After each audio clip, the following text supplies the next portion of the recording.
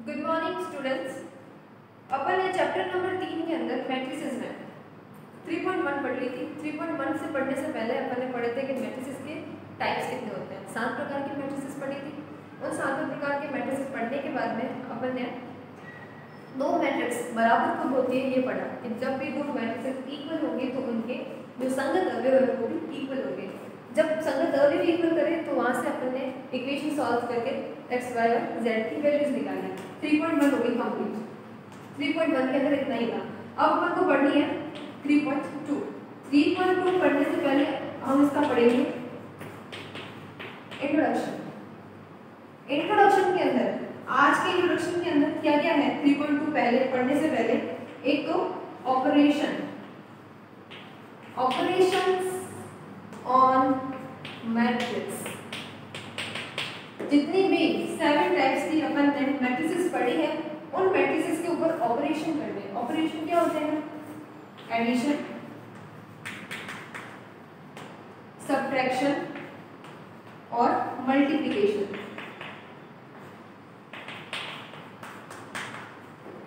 ये तीनों ही ऑपरेशन आज अपन पढ़ेंगे। सबसे पहले है एडिशन। दो अवयवों या दो से अधिक अवयवों का या मैट्रिसेस का योग। Addition of matrices.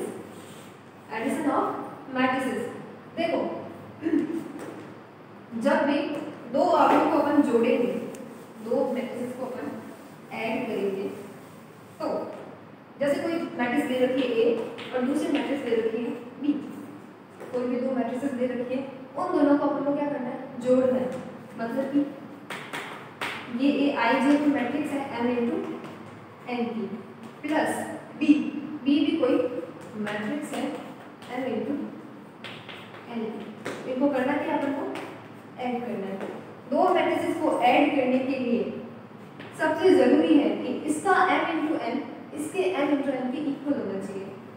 M into N इसका इस वाले M इंटू N के इक्वल होना चाहिए। मतलब अगर ये अवयव 2 इंटू 2 का है तो ये अवयव भी 2 इंटू 2 का होगा। अगर ये अवयव 2 इंटू 3 का है तो ये भी 2 इंटू 3 का होगा। अगर ये 3 इंटू 3 का है तो ये भी 3 इंटू 3 का होगा। ये 3 इंटू 4 का है तो ये भी 3 इंटू 4 का। कहने का मतलब जैसा ये मैट्रिक्स होगा वैसा का वैसा सेम ये मैट्रिक्स होगा। अगर मैंने इसको 2 इंटू 2 का बोला, 2 इंटू 2 का अगर 2 इंटू 3 का मैट्रिक्स जोड़ूंगी तो ये जुड़ेगा ही नहीं। ये जो है जोड़ने वाला नहीं है। क्यों नहीं जुड़ने वाला है? इसका रीजन देखो।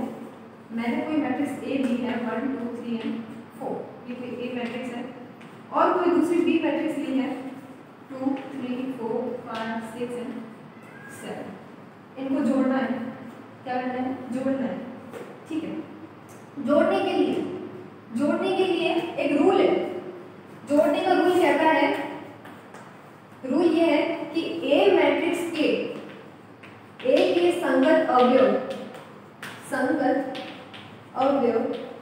जुड़ेंगे B के संगत अवयव में। अब संगत अवयव क्या होते हैं?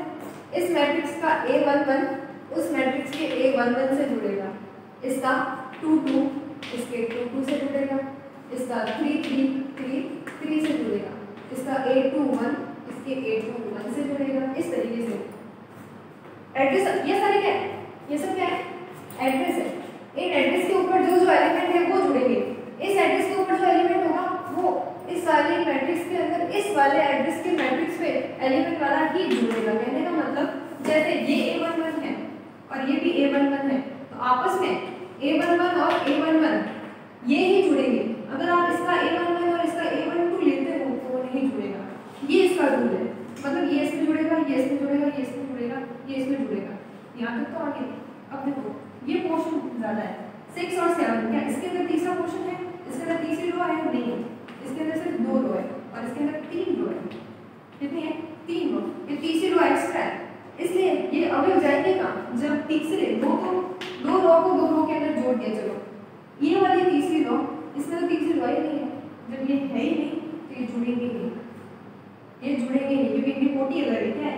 इसकी 2 इंटू 2 की कोटि है, इसकी कोटि ये जब आप कोटियां अलग अलग ले लोगे तो मैट्रिसेस है वो जुड़ेगी नहीं।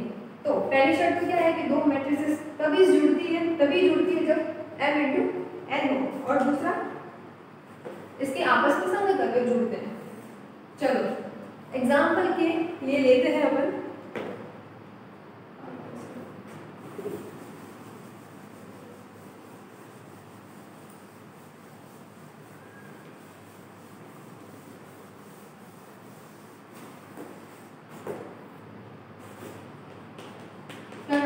जोड़ना है।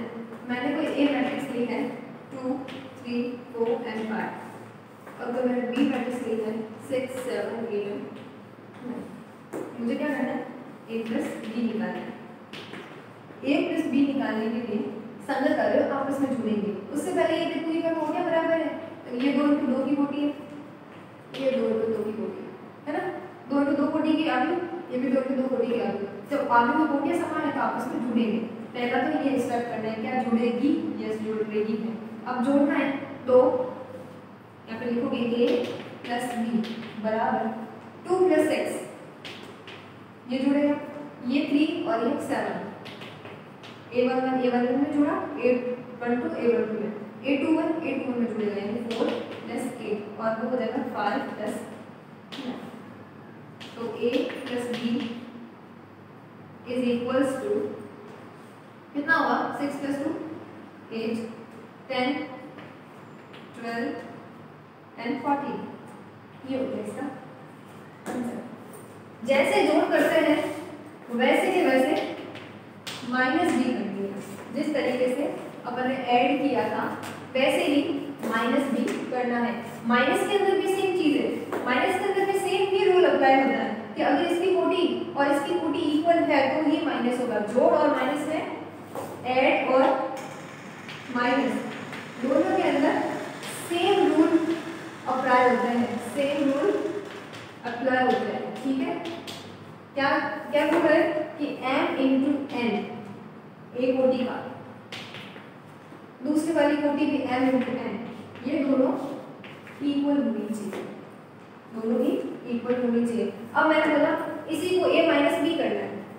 अपने पास सेम मैट्रिसेस दे रखी है, वही मैट्रिक्स दे रखी है ये वाली, इसके अंदर मुझे क्या करना है a माइनस बी करना है। तो चलो 2 माइनस 6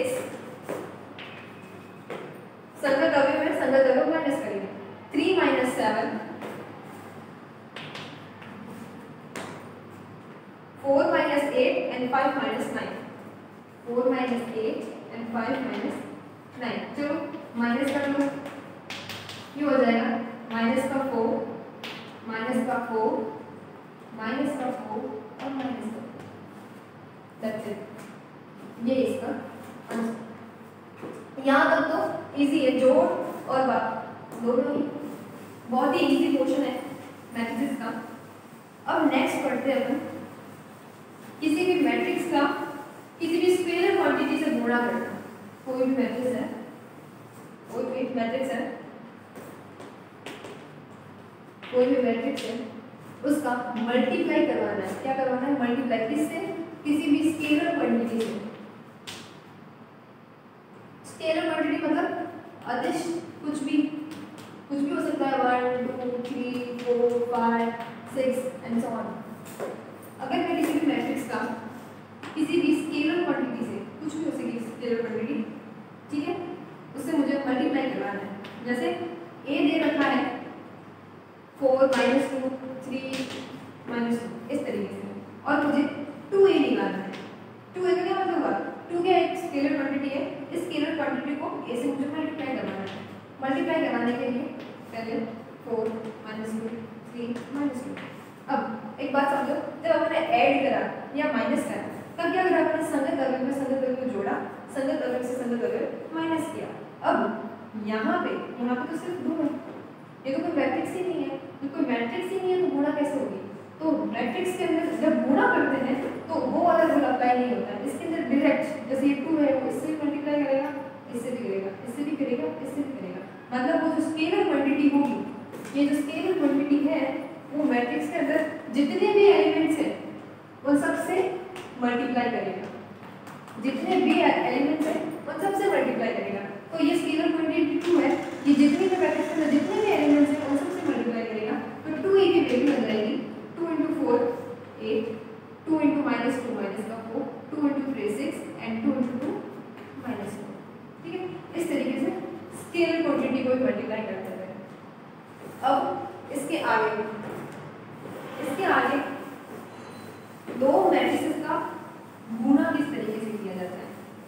दो मैट्रिसेस, ये तो क्या था, ये जो अपने थर्ड टॉपिक पढ़ा, एक तो अपने क्या पढ़ा प्लस माइनस, और अपन ने किसी स्केलर क्वांटिटी से मल्टीप्लाई करवाया है किसी भी मैट्रिक्स को। स्केलर क्वांटिटी से मल्टीप्लाई करना बहुत ही इजी है, उस स्केलर क्वांटिटी को सारे एलिमेंट से गुणा करना, ये तीन तो हो गए। लेकिन अब एक्चुअली जो मल्टीप्लाई है दो मैट्रिसेस का, मतलब ए और बी मानो कोई मैट्रिसेस है, उन दोनों का क्या कराना है, मल्टीप्लाई। ये पोर्शन हार्ड है, इसको अच्छे से समझना, और ये वाला पोर्शन हम अगले वाले वीडियो में करेंगे। उससे पहले प्लस के कुछ एडिशन के कुछ गुण धर्म है वो पढ़ लेते हैं कि जब भी किसी मैट्रिक्स किसी भी मैट्रिक्स को जोड़ते हैं, ऐड करते हैं, किसी भी मैट्रिक्स को क्या करते हैं, ऐड करते हैं, तो उसकी कुछ प्रॉपर्टीज है, उसके कुछ गुणधर्म है। वो गुणधर्म क्या है, इसका पहली प्रॉपर्टी इसकी है क्रम विनिमय। क्रम विनिमय, ये सारी चीजें आपके बुक में 3.2 जो है उसके इंट्रोडक्शन में दे रखी है। तो ये सब चीजें पोर्शन, थ्योरी का पोर्शन है, इसको अच्छे से पढ़ना। अगर आप कॉपी में नोट करना चाहें तो बुक के अंदर इसकी प्रॉपर थ्योरी दे रखी है, उस थ्योरी को आप लिख भी सकते हो। देखो पहली प्रॉपर्टी है इसकी कि अगर मैं किसी ए मैट्रिक्स के अंदर बी मैट्रिक्स को जोड़ दूं, अगर मैं इस ए मैट्रिक्स को बी मैट्रिक्स के अंदर जोड़ दूं तो वो b प्लस ए प्लस बी जो है वो b प्लस ए के बराबर होगी। मतलब देखो इस नाम से समझो क्रम विनिमय। क्रम विनिमय का मतलब क्या है, इसका क्रम उल्टा कर दो, a प्लस बी है उसको मैंने b प्लस ए कर दिया, पलट दिया। तो अगर मैं a प्लस बी को जोड़ूं और b प्लस ए को जोड़ूं तो दोनों इक्वल आते हैं। ये रूल अपने किसमें है, योग के अंदर। ये रूल मल्टीप्लाई के अंदर नहीं लगता है।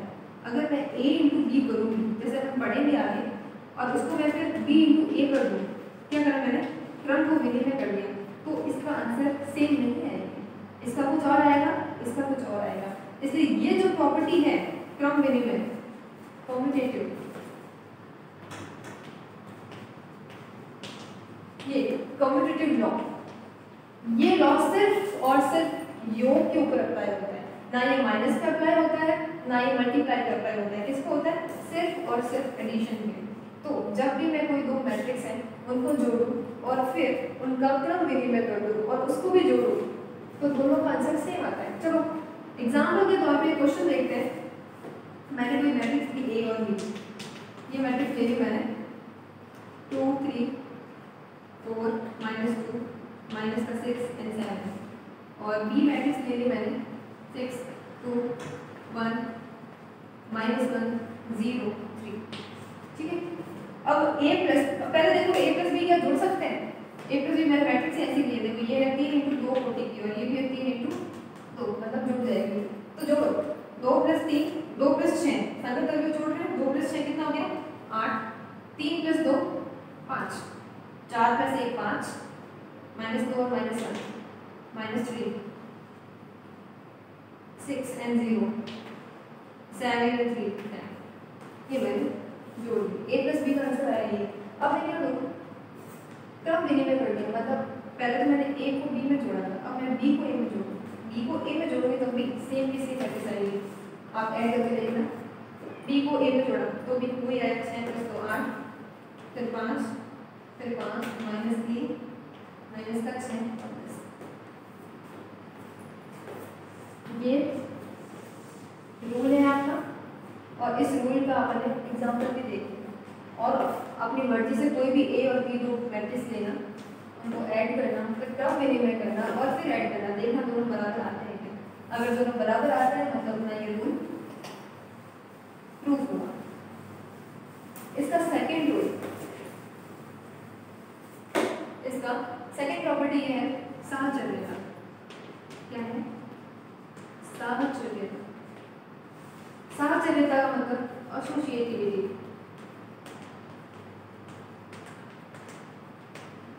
ये रूल बोलता है कि अगर मैं a + b, ठीक है, a + b फिर +c, मैंने 3 मैट्रिक्स ले ली a b और c।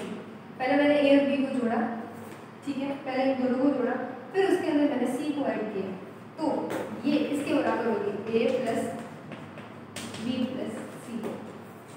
दोनों को जोड़ के अगर मैं तीसरी जोड़ूं तो वो इसके इक्वल हो जाएगी कि आप पहले पहली वाली को छोड़ दो और पहले पुरानी वाली पीछे वाली जो 3 है उन दोनों को जोड़ो। अगर आप पीछे वाली दोनों को जोड़ के फिर आगे वाली को जोड़ते हो तो भी आंसर सेम आता है, A, B और C। आप 3 अलग मैट्रिक्स लेना, उन तीनों में ये वाला रूल अप्लाई करना। क्या ये प्रूफ होता है? अगर इक्वल आता है मतलब आप राइट। ये काम आप करोगे। और ये सारा जो भी मैंने ये लिखवाया है आज पढ़ाया है बहुत ही इजी था, इसलिए मैंने आपको लिखवाया कुछ भी नहीं है। ये सारी की सारी चीज़ें बुक के अंदर इंट्रोडक्शन में लिखी हुई है, तो आप वहाँ से अगर लिखना चाहो तो लिख सकते हो। इसके बाद अपन पढ़ेंगे मल्टीप्लाई।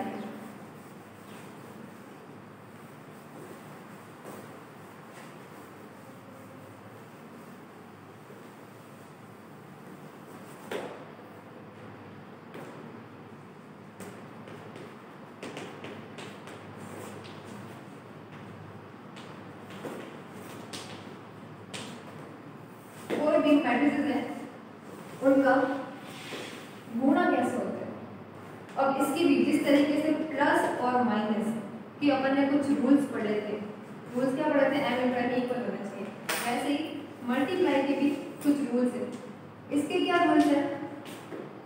इसके रूल्स में पहली बात तो ये आती है कि दोनों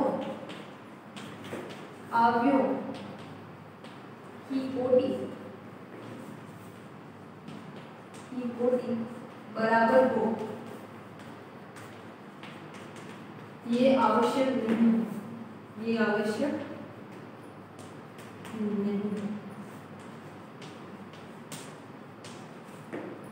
इसमें तो मैंने क्या पढ़ा था कि दोनों ही है ना जो अवयव है उनकी कोटियां इक्वल होनी चाहिए। जब तक कोटियां इक्वल नहीं होगी तब तक प्लस और माइनस दोनों नहीं होंगे।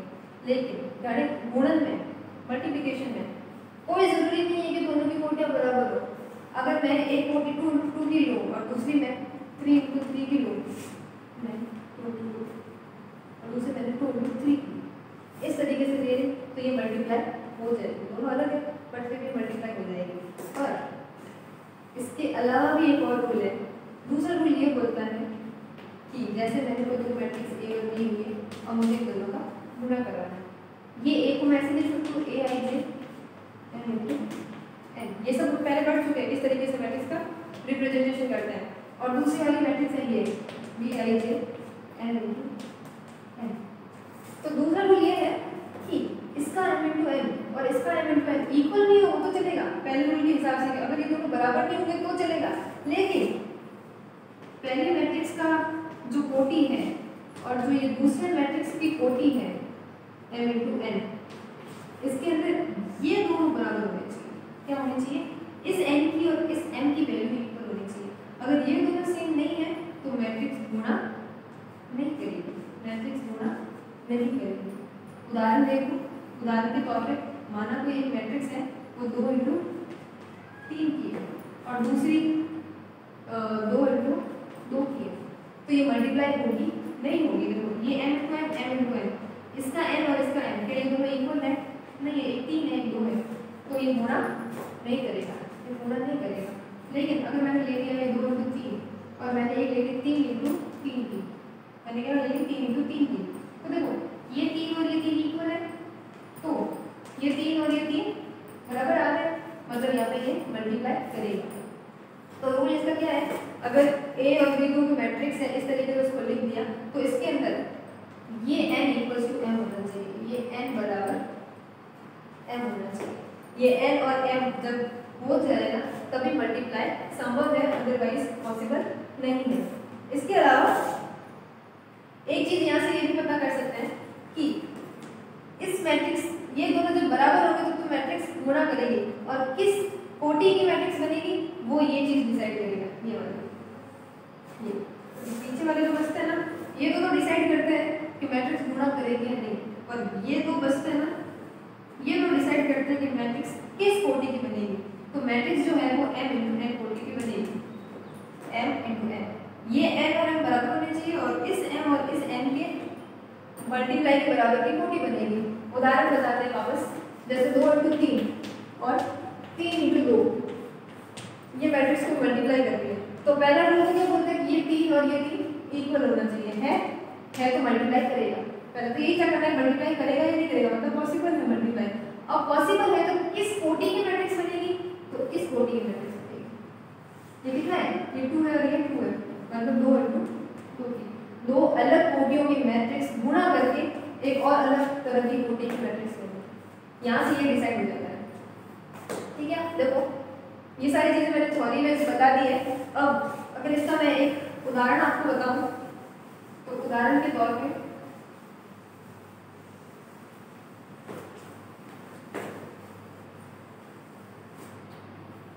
एक सिंपल सी मैट्रिक्स का गुणा सीखते हैं, इसके आगे हम दूसरी क्लास में सीखेंगे।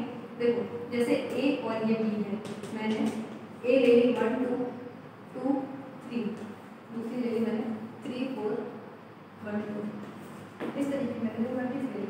अब मुझे इन दोनों का क्या करना है, गुणा A इंटू B, यानी कि 1 2 2 3 मल्टीप्लाई बाय 3 4 1 2, मल्टीप्लाई करवाएंगे। मल्टीप्लाई करवाने के लिए सबसे पहली चीज क्या देखेंगे कि देखो ये 2 इंटू 2 की है और ये भी 2 इंटू 2 की है। देखो ये 2 और ये 2 बराबर है, मतलब मल्टीप्लाई होगा। और किस तरह की कोटि बनेगी, इस 2 इंटू 2 के बराबर, मतलब आपकी आने वाली कोटि, आपकी आने वाली आवृत्ति इस कोटि की बनेगी। ठीक है, और मल्टीप्लाई करवाने के लिए रूल बोलता है कि ए मैट्रिक्स की पहली रो पहली पंक्ति बी मैट्रिक्स की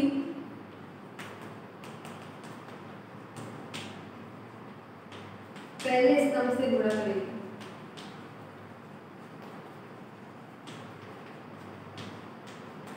हालांकि ये इतना सब लिखने की जरूरत नहीं है, मैं समझा देती हूँ कि आपको क्या करना है, इस वाली मैट्रिक्स की पहली वाली मैट्रिक्स का आपको रो लेनी है और दूसरे वाले मैट्रिक्स की आपको कॉलम लेनी है। जब पहले रो और पहले कॉलम को गुणा करेंगे तो पहला अवयव आएगा, फिर पहली रो और दूसरे कॉलम का गुणा करवाना है। जब पहली रो और दूसरे कॉलम को गुणा करवाएंगे तो दूसरा अवयव आएगा। देखो ये पहली रो है और ये पहला कॉलम है, इन दोनों को मल्टीप्लाई करवाएंगे ना तो एक अवयव बनेगा। देखो 1 इंटू 3, 1 इंटू 3 कितना होता है 3, फिर प्लस करना है, इसका अवयव इससे गुणा करेगा, इसका अवयव इससे गुणा करेगा, 2 इंटू 1 2, तो कितना आया 5, क्या आया 5, तो ये पहला अवयव आ गया 5, मैट्रिक्स का पहला अवयव क्या आ गया 5। फिर पहली रो सेकंड कॉलम से गुणा करेंगे, 1 इंटू 4 कितना होता है 4, फिर प्लस का निशान लगाओगे, उसके बाद 2 इंटू 4 2 इंटू 2 ये 4 प्लस 4 कितना हो गया 8, तो ये दूसरा अवयव आ गया। जब पहली रो में आप पहली रो को दूसरे आव्यूह के पहले स्तंभ और दूसरे स्तंभ से गुणा कराओगे तो पहला और दूसरा एलिमेंट आ जाएगा। फिर आप दूसरी रो में इस पहले वाले मैट्रिक्स की आपको हमेशा रो लेनी है, दूसरे वाले मैट्रिक्स की आपको हमेशा कॉलम लेनी है। ऐसा नहीं करना है कि इसकी कॉलम ले लिए इसका रो ले लिया, नहीं, इसकी पंक्ति लोगे इसका स्तंभ लोगे, फिक्स है। अब देखो इसकी दूसरी पंक्ति लोगे, इसका पहला कॉलम लोगे, दूसरी पंक्ति को पहले कॉलम से गुणा करना है, 2 इंटू 3 कितना हुआ 6, और फिर ये 3 इंटू 1 कितना हुआ 3, दोनों को ऐड कर दिया, कितना आया 9, मतलब ये तीसरा अवयव ले लिया। अब चौथा अवयव ज्ञात करने के लिए दूसरी वाली रो और दूसरा वाला कॉलम, 2 इंटू 4 8 प्लस 3 इंटू 2 6, यानी कि 14, इस तरीके से गुणा होता है। इसको अगली क्लास में अपन और अच्छे से पढ़ेंगे। देखो एक और चीज कि देखो मैंने 2 इंटू 2 की मैट्रिक्स को मल्टीप्लाई कराया तो मैंने क्या बोला था कि पॉसिबल तो कैसे होगा जब ये वाला 2 और ये वाला 2 बराबर होंगे, कर दिया। और किस कोटि की आवृत्ति बनेगी, इस 2 इंटू 2 की, तो चेक करो क्या ये 2 इंटू 2 की कोटि है, हाँ है बिल्कुल। तो जब भी 2 कोटियों को गुणा करोगे तो आपको ये रूल्स अप्लाई करने हैं। पहला रूल क्या बोलता है कि कोटियां इक्वल हो जरूरी नहीं है, और दूसरा रूल बोलता है कि इसका n और इसका n बराबर होना चाहिए और इसके m और इसके n के बराबर की कोटि बनती है। That's it.